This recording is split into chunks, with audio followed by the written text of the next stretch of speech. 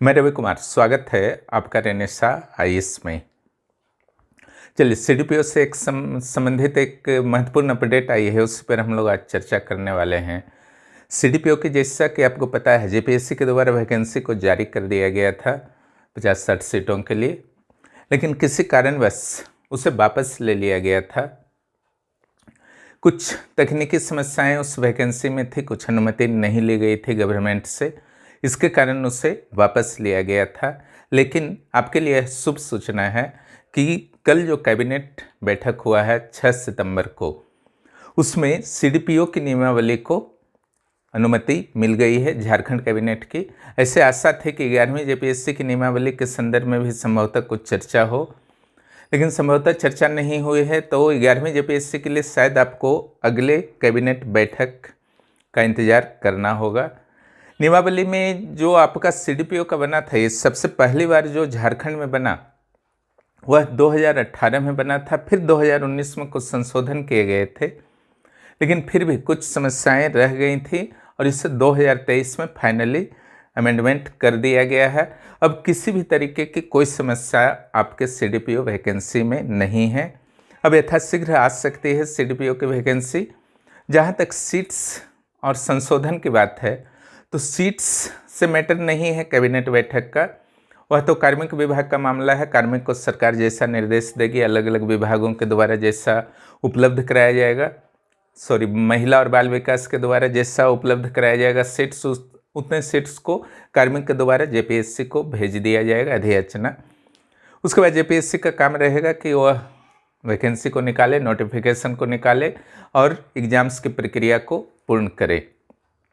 लेकिन यहाँ पर जैसा लगता है जो संशोधन हुआ होगा, चूँकि पहले सीडीपीओ जो होता था आपका 4800 ग्रेड पे का होता था, उससे 5400 ग्रेड पे करने के लिए कैबिनेट की अनुमति मिली होगी, मैक्सिमम यही संभावना है। यहाँ पर एक जो आपके न्यूज आ रहे हैं, जैसे सहायक आचार्य की वैकेंसी पर हाईकोर्ट के द्वारा रोक लगा दी गई है, क्योंकि उसमें पारस शिक्षकों को 50% आरक्षण दिया गया था।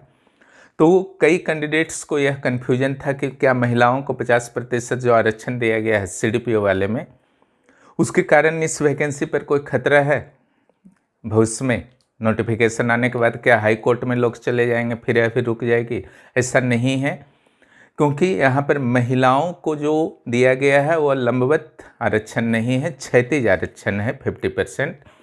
और क्षैतिज आरक्षण पर कोई रोक नहीं है। और क्षैतिज आरक्षण 50% है, इसका अर्थ ये नहीं है कि पुरुषों के जो चांसेस हैं वो प्रभावित होंगे। हल्के फुल्के तो होंगे, लेकिन उतने नहीं होंगे, क्योंकि खुद ब खुद जितने आ जाएंगे, मान लीजिए 30% महिलाएं खुद ब खुद आ गई, तो 20% ही आरक्षण का लाभ उठा पाएंगी। यानी कि ये आपका प्रत्यक्ष आरक्षण नहीं है, ये हॉरिजॉन्टल आरक्षण है। इट मीन्स क्षैतिज आरक्षण, जिसमें अगर अपने आप महिलाएं 50% आ जाती हैं तो कट ऑफ को डाउन नहीं किया जाएगा। अगर 30% आ जाती हैं तो 20% महिलाओं को लेने के लिए कट ऑफ को डाउन किया जाएगा। तो हल्का फुल्का डिफरेंस रहेगा, तो चांसेस सभी के लिए है। और एक जो प्लस पॉइंट आपके सीडीपीओ के वैकेंसी में देखने को मिलेंगे वह है सीटों में वृद्धि। पहले शायद 64 वैकेंसीज के लिए आए थे, इस बार 100+ जब भी वैकेंसी अब आए, है ना। अब कार्मिक और जेपीएससी पर पूरी तरीके से निर्भर है कि वो वैकेंसी को कब जारी कर देती है, ठीक है। तो 100+ सीट्स रह सकते हैं। जहाँ तक बात इसके पैटर्न की है, तो उस पर एक अलग वीडियो बना ही चुका हूँ।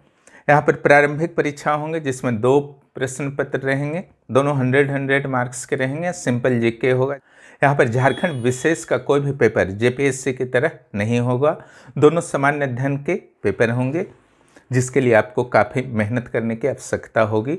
सीडीपीओ प्रारंभिक परीक्षा के क्लासेस रेनेसा आईएएस में शुरू हो चुके हैं, जो भी ज्वाइन करना चाहें ज्वाइन कर सकते हैं। प्रथम 50 स्टूडेंट्स के लिए ऑफर्स अभी भी चल रहे हैं, उसका लाभ आप उठा सकते हैं। 9661163344 पर कॉल कर आप एडमिशन की प्रक्रिया को पूर्ण कर सकते हैं। जहाँ तक जेपीएससी सीडीपीओ मेंस का सवाल है, उसके क्लासेस भी यथाशीघ्र शुरू होंगे। यहाँ सिर्फ और सिर्फ LSW ऑप्शनल के रूप में उपलब्ध रहेंगे, बाकी दोनों जीएस पेपर उपलब्ध रहेंगे। जहाँ तक मेंस एग्ज़ाम के पैटर्न की बात है तो एक तो हिंदी पेपर होगा जो क्वालिफाइंग नेचर का होगा, 2 जीएस पेपर होंगे जो 100 + 100 मार्क्स के होंगे, 200 मार्क्स के होंगे, और 4 ऑप्शनल पेपर में आपको कोई एक चुनना है, जिसमें यहाँ पर एलएसडब्ल्यू होगा। एलएसडब्ल्यू के 2 आपके पत्र होंगे, बाकी 3 ऑप्शनल के भी 2-2 पत्र होंगे। दोनों पत्रों के 200 मार्क्स होंगे, इट मीन्स 400 मार्क्स होंगे। यानी कि यहाँ मुख्य परीक्षा में आप देखिए तो जीएस पेपर को आपका वेटेज कम दिया गया है, ओनली 200 मार्क्स, और यहाँ ऑप्शनल पेपर को 400 मार्क्स दिया गया है। टोटल 600 मार्क्स के आपके एग्ज़ाम हुए जो मेरिट के लिए निर्धारित होंगे। 100 जो हिंदी वाले हैं मेरिट के लिए नहीं रहेंगे।